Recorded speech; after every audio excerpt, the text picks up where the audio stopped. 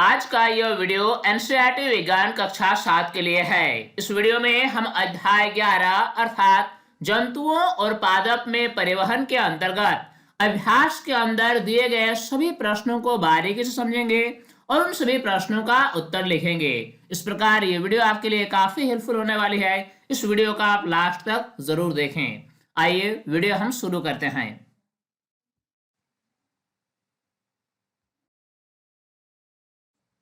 Column A में दी गई संरचनाओं का कॉलम बी में दिए गए प्रक्रमों से मिलान कीजिए। इस प्रश्न में हमें दो कॉलम दिए गए हैं, कॉलम ए और कॉलम बी। कॉलम ए में दिया गया है रंध्र, जाइलम, मूल रोम और फ्लोएम, जबकि कॉलम बी में दिया गया है जल का अवशोषण, वाष्पोत्सर्जन, भोजन का परिवहन, जल का परिवहन और कार्बोहाइड्रेट का संश्लेषण।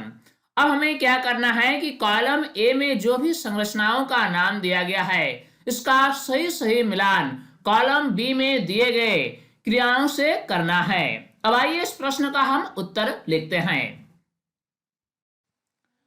कॉलम ए में दी गई पहली संरचना का नाम है रंध्र। इसके लिए सही पराक्रम होगा वाष्पोत्सर्जन, क्योंकि पत्तियों की सतह पर छोटे छोटे छिद्र पाए जाते हैं जिन्हें रंध्र कहा जाता है। इन रंध्रों के द्वारा पौधों के शरीर से जल वाष्प के रूप में बाहर निकलती है, जिससे वाष्पोत्सर्जन कहा जाता है। इसी प्रकार अगली संरचना का नाम है जाइलम। जाइलम क्या करता है? ये पौधों में जल का परिवहन करता है। इसी प्रकार मूल रोम जड़ों में पाए जाते हैं। जड़ों में उपस्थित मूल रोम क्या करते हैं? मिट्टी से जल और खनिज लवण का अवशोषण करते हैं। इसलिए मूल रोम का सही मिलान होगा जल का अवशोषण से। अगला संरचना है फ्लोएम। फ्लोएम क्या करता है? ये पौधों में भोजन का परिवहन करता है। प्रकाश संश्लेषण की प्रक्रिया द्वारा पौधों के पत्तियों द्वारा जो भोजन बनाया जाता है, इस भोजन का परिवहन पौधों के विभिन्न हिस्सों में फ्लोएम नामक ऊतक के द्वारा किया जाता है। इस प्रकार इस प्रश्न में दिया गया कॉलम ए में जो भी संरचनाओं का नाम है इसका सही सही मिलान हमने कॉलम बी में किया। अब हम अगला प्रश्न देखते हैं। रिक्त स्थानों की पूर्ति कीजिए। दिया गया है हृदय से रक्त का शरीर के सभी अंगों में परिवहन डैश के द्वारा होता है। इसमें हमें रिक्त स्थान पर सही शब्द भरना है। इस प्रकार यहां पर होगा धमनियों।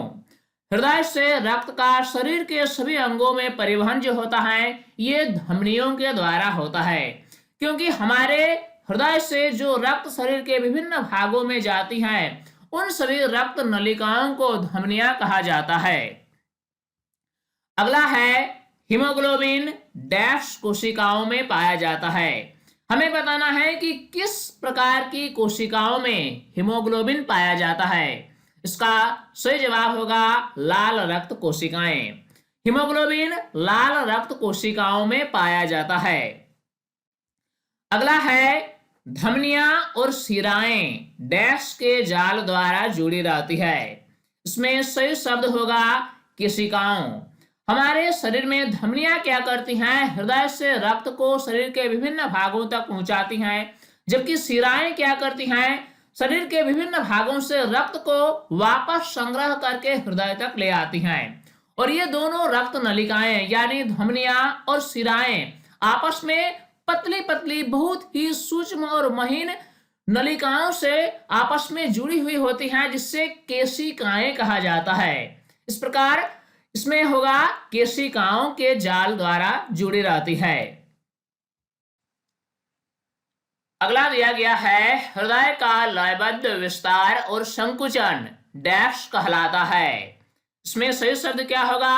हृदय स्पंद। हृदय का जो लयबद्ध विस्तार और संकुचन होने की प्रक्रिया है इससे हृदय स्पंद यानी हार्ट बीट कहा जाता है। मानव शरीर के प्रमुख उत्सर्जित उत्पाद डैश है। इसका सही होगा क्या? यूरिया। मानव शरीर के प्रमुख उत्सर्जित उत्पाद यूरिया है। अगला दिया गया है पसीने में जल और डैश होता है। हमारे पसीने में जल और क्या होता है? हमारे पसीने में जल और लवण होता है। वृक्क अपशिष्ट पदार्थों को द्रव रूप में बाहर निकालते हैं, जिससे हम डैश कहते हैं। इसका सही शब्द क्या होगा? मूत्र। वृक्क अपशिष्ट पदार्थों को द्रव के रूप में बाहर निकालते हैं, जिससे हम मूत्र कहते हैं। वृक्षों में बहुत अधिक ऊंचाई तक जल पहुंचाने के कार्य में डैश द्वारा उत्पन्न चूषण अभिकर्षण बल सहायता करता है। इसके लिए सही शब्द जो होगा उसका नाम है वाष्पोत्सर्जन। वृक्षों में बहुत अधिक ऊंचाई तक जल पहुंचाने के कार्य में वाष्पोत्सर्जन द्वारा उत्पन्न चूषण अभिकर्षण बल सहायता करता है, क्योंकि जब पत्तियों की सतह से वाष्पोत्सर्जन की क्रिया होती है तो जाइलम के कॉलम में एक प्रकार के चूषण बल उत्पन्न होता है, जिसमें क्या होता है कि जल ऊपर की ओर चूषण विधि द्वारा ऊपर उठाई जाती है। यह ठीक उसी प्रकार होती है जैसे हम स्ट्रॉ के द्वारा अपने मुंह से पानी को खींचते हैं। इस प्रकार हमने सारे दिए गए रिक्त स्थानों की पूर्ति कर ली। अब हम अगला प्रश्न देखेंगे।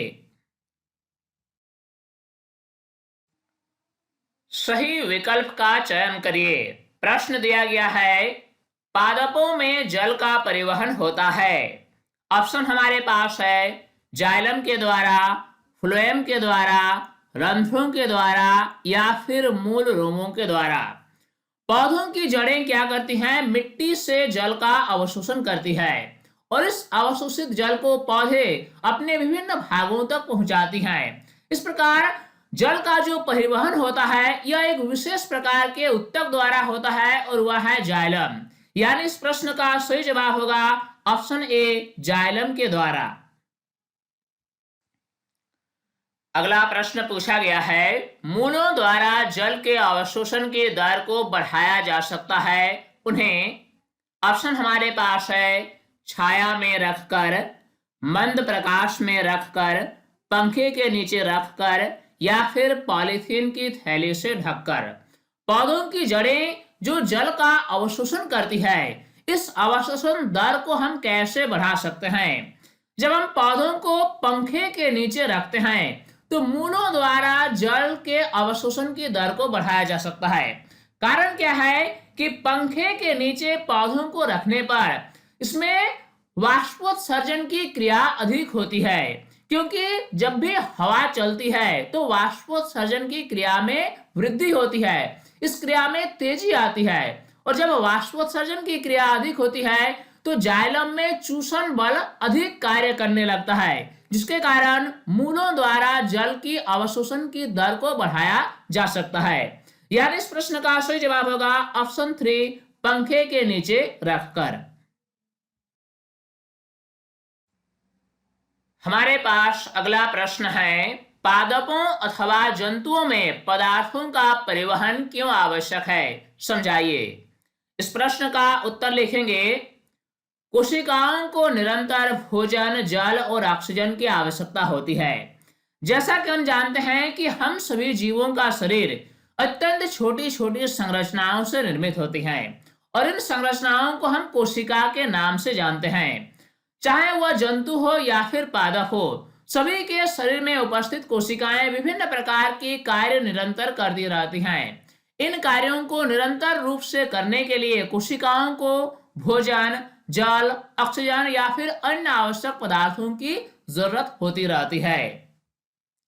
साथ ही उनमें उत्पन्न अपशिष्ट पदार्थों को बाहर निकालने की जरूरत भी होती है। हमारे शरीर की जो कोशिकाएं हैं ये हमेशा जब कार्य करती हैं तो इसमें कुछ अपशिष्ट यानी हानिकारक पदार्थों का निर्माण होता है, जो कि शरीर की कोशिकाओं के लिए घातक है। इस प्रकार उत्पन्न अपशिष्ट पदार्थों को शरीर से बाहर निकालने की जरूरत बनी रहती है। अतः पादपों अथवा जंतुओं में पदार्थों का परिवहन आवश्यक है। इस प्रकार इस प्रश्न का जवाब हमने पूरा लिख लिया। अब हम अगला प्रश्न देखेंगे। अभ्यास में दिया गया अगला प्रश्न है, क्या होगा यदि रक्त में पट्टिकाणु नहीं होंगे? हमारे शरीर के रक्त में अगर पट्टिकाणु नहीं होंगे तो क्या होगा? इस प्रश्न का उत्तर हम लिखेंगे, पट्टिकाणु रक्त के थक्का बनाने में सहायक होते हैं, अतः इनके अभाव में शरीर में चोट लगने की स्थिति में अत्यधिक रक्तस्राव हो सकता है। हमारे शरीर में जब कहीं पर चोट लगती है तो रक्तस्राव होने लगता है, लेकिन हम क्या देखते हैं कि कुछ ही समय पश्चात चोट वाले स्थान पर रक्त का थक्का बन जाने के कारण रक्त का बाहर बहना बंद हो जाता है। इस प्रकार रक्त का जो थक्का बनता है वह रक्त में उपस्थित पट्टिकाणु की सहायता से ही बनता है। अगर रक्त में पट्टिकाणु नहीं होंगे तो रक्त का थक्का नहीं बनेगा और रक्तस्राव बहुत लंबे समय तक होते रहेगा, जिसके कारण क्या होगा कि हमारे शरीर में एक हल्की सी चोट के कारण अधिक मात्रा में रक्त की हानि होगी, जो कि खतरनाक है। इस प्रकार इस प्रश्न का जवाब पूरा हुआ। अब हम अगला प्रश्न देखेंगे। रंध्र क्या है? रंध्रों के दो कार्य बताइए। इस प्रश्न का उत्तर हम लिखेंगे, पत्तियों की सतह पर अत्यंत छोटे छोटे छिद्र मौजूद होते हैं जिन्हें रंध्र कहा जाता है। अगर आप पत्तियों को माइक्रोस्कोप की मदद से देखेंगे तो आप पाएंगे कि पत्तियों की सतह पर अत्यंत छोटे छोटे छिद्र होते हैं। इन छिद्रों को रंध्र कहा जाता है। रंध्र के कई कार्य हैं। रंध्रों के दो कार्य निम्नलिखित हैं।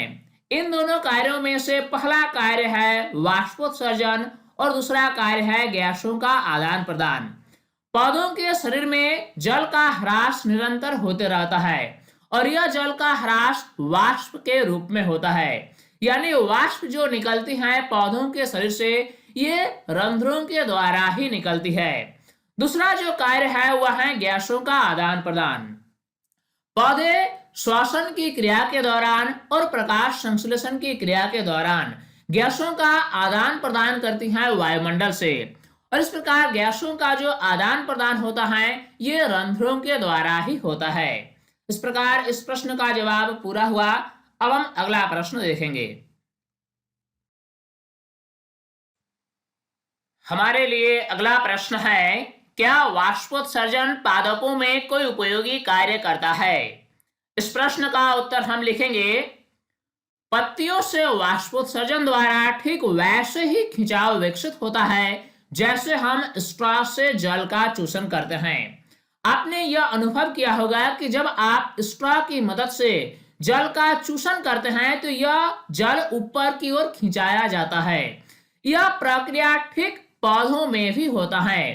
पत्तियों से वाष्पोत्सर्जन के द्वारा जल का खिंचाव ऊपर की ओर होता है। इस खिंचाव बल से विशाल वृक्षों में बहुत अधिक ऊंचाई तक जल पहुंच जाता है।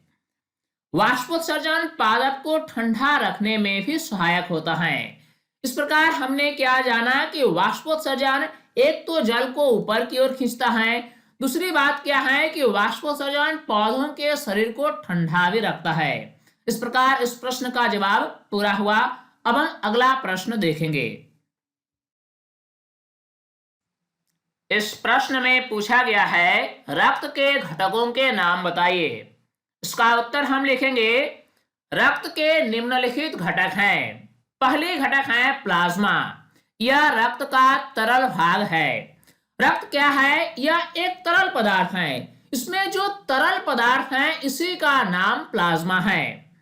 अगली जो घटक है वह है लाल रक्त कोशिकाएं, जिससे हम आरबीसी कहते हैं। इसमें एक लाल वर्णक होता है जिसे हीमोग्लोबिन कहते हैं। इसी प्रकार श्वेत रक्त कोशिकाएं भी रक्त का एक घटक है जिसे हम WBC के नाम से जानते हैं। ये रोगाणुओं से लड़कर हमारी रक्षा करता है। जब भी हमारे शरीर में किसी कारण से कोई हानिकारक रोगाणु प्रवेश करती है तो ये WBC उन्हें मार गिराती है और हमारी रक्षा करती है। हमारे रक्त में कुछ अन्य प्रकार की कोशिकाएं भी हैं जिन्हें पट्टिकाणु कहा जाता है। ये रक्त के थक्का बनाने में सहायक होते हैं। जब भी हमारे शरीर पर चोट आती है तो चोट वाले स्थान पर रक्त का थक्का बनकर रक्तस्राव को बंद करता है। इस प्रकार हमने क्या देखा कि रक्त के कई सारे घटक हैं, जैसे कि प्लाज्मा, लाल रक्त कोशिकाएं, श्वेत रक्त कोशिकाएं और पट्टिकाणु। अब हम अगला प्रश्न देखेंगे।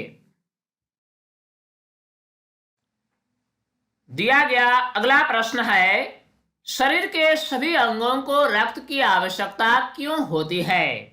इस प्रश्न का उत्तर लिखेंगे, विभिन्न अंगों को ऑक्सीजन, भोजन एवं जल की आपूर्ति एवं अपशिष्ट पदार्थों के निष्कासन के लिए एक परिवहन तंत्र की आवश्यकता होती है। जैसा कि हम जानते हैं कि हमारी शरीर कोशिकाओं से मिलकर बनी है और प्रत्येक कोशिका को सुचारू रूप से कार्य करने के लिए ऑक्सीजन, भोजन और जल की निरंतर आवश्यकता होती है। और ये कोशिकाएं कार्य करने के दौरान कुछ हानिकारक अपशिष्ट पदार्थों का निर्माण भी करती है, जिसका निष्कासन होना अति आवश्यक है। इसलिए हमारे शरीर में एक सुविकसित परिवहन तंत्र की आवश्यकता होती है। रक्त शरीर के तापमान को एक समान रखता है। रक्त की एक अन्य खासियत यह है कि रक्त पूरे शरीर में प्रवाहित होती रहती है, जिससे क्या होता है कि शरीर का तापमान एक समान रहता है। श्वेत रक्त कोशिकाएं रोगाणुओं से लड़कर शरीर की रक्षा करती है, अतः शरीर के सभी अंगों को रक्त की आवश्यकता होती है। इस प्रकार इस प्रश्न का जवाब पूरा हुआ। अब हम अगला प्रश्न देखेंगे। पूछा गया अगला सवाल है, रक्त लाल रंग का क्यों दिखाई देता है? उत्तर हम लिखेंगे, रक्त में मौजूद लाल रक्त कोशिकाओं में लाल रंग का एक वर्णक पाया जाता है, जिससे हीमोग्लोबिन कहते हैं। हमारे शरीर में जो रक्त होती हैं उसमें विशेष प्रकार की एक कोशिकाएं हैं, जिन्हें लाल रक्त कोशिकाएं या फिर आरबीसी कहा जाता है। इस प्रकार की कोशिकाओं में एक विशेष प्रकार के वर्णक होते हैं जो लाल रंग का होता है, और इसी वर्णक को हम हीमोग्लोबिन के नाम से जानते हैं। हीमोग्लोबिन की उपस्थिति के कारण ही रक्त का रंग लाल होता है। अब अगला प्रश्न देखेंगे। हृदय के कार्य बताइए। इसका उत्तर हम लिखेंगे, हृदय एक पंप की तरह कार्य करता है, जिससे रक्त सभी कोशिकाओं को ऑक्सीजन, भोजन एवं जल की आपूर्ति करता है। हमारे शरीर में हृदय एक महत्वपूर्ण अंग है। यह कैसे कार्य करता है? यह एक पंप की तरह कार्य करता है और हमारे पूरे शरीर में रक्त का परिवहन कराता है, जिससे क्या होता है कि शरीर की सभी कोशिकाओं को पर्याप्त मात्रा में ऑक्सीजन, भोजन और जल की आपूर्ति हो जाती है। विभिन्न अंगों से अशुद्ध रक्त शुद्धिकरण के लिए फेफड़े, यकृत एवं वृक्क तक पहुंचते हैं। हमारे शरीर में कुछ अंग ऐसे हैं जो रक्त का शुद्धिकरण करती है, जैसे कि फेफड़ा, यकृत, वृक्क इत्यादि। ये सभी अंग क्या करते हैं? ये अशुद्ध रक्त का शुद्धिकरण करती है।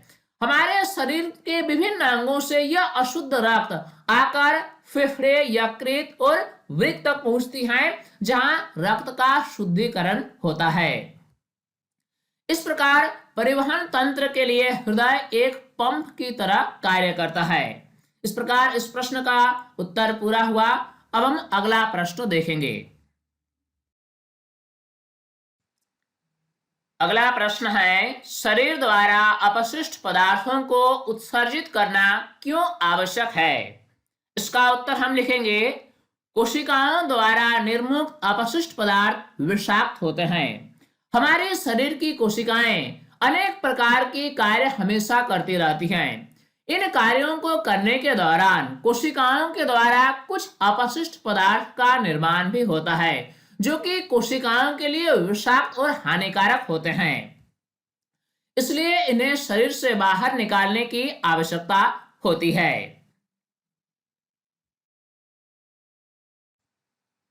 अगला प्रश्न पूछा गया है, मानव उत्सर्जन तंत्र का चित्र बनाइए और उसके विभिन्न भागों को नामांकित कीजिए।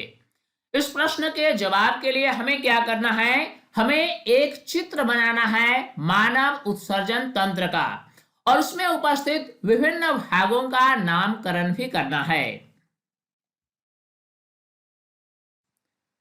हमारे उत्सर्जन तंत्र का चित्र इस स्क्रीन पर दिखाया जा रहा है। इसमें दो वृक्क होते हैं, एक मूत्र वाहिनी होती है, एक मूत्राशय होती है और इसके बाद मूत्र मार्ग और मूत्र रंध्र होते हैं। इस प्रकार हमने इस क्वेश्चन के जवाब में हमारे उत्सर्जन तंत्र का डायग्राम बनाकर विभिन्न भागों को नामांकित किया। तो स्टूडेंट्स, इस वीडियो के माध्यम से हमने अभ्यास के अंदर दिए गए सभी प्रश्नों को बारीकी से समझा और उन सभी प्रश्नों का उत्तर लिखा। उम्मीद करता हूं यह वीडियो आपके लिए काफी हेल्पफुल हुई होगी और इस वीडियो से आपने काफी कुछ सीखा होगा।